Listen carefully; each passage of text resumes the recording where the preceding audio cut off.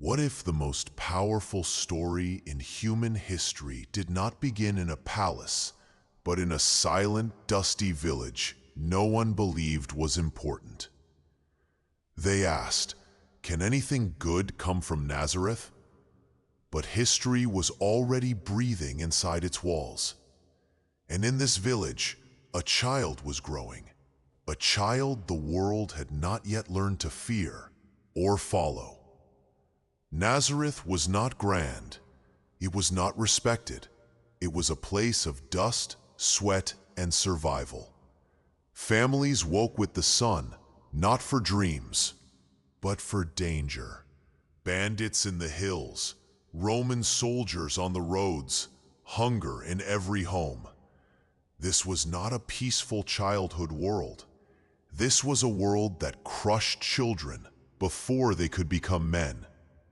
This was not a peaceful childhood world.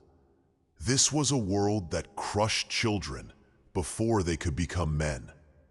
In a modest home lived a boy named Yeshua, the son of a carpenter, raised among wood shavings, sawdust, and silence. He learned to work before he learned to wonder. He learned to obey before he learned to question. But something about him was different. Not loud, not rebellious, just watchful. He listened more than he spoke, and when he spoke, people remembered. Children in Nazareth did not play games of fantasy. They played games of survival. He saw fear in adult eyes. He heard prayers whispered like secrets. He watched men disappear and never return. And in that darkness, questions began to grow inside him. Questions no child should carry. He walked the same dusty paths as every other child, but his thoughts walked further. While other boys dreamed of escape, he seemed to be listening to something unseen. Did he know who he was becoming? Did he feel the shadow of a future written in pain?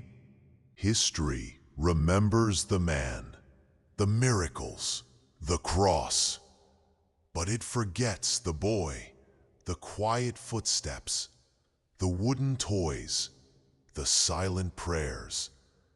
Because long before the world heard his voice, he learned to survive its silence. And in the dust of Nazareth, destiny was already awake. And this was only the beginning.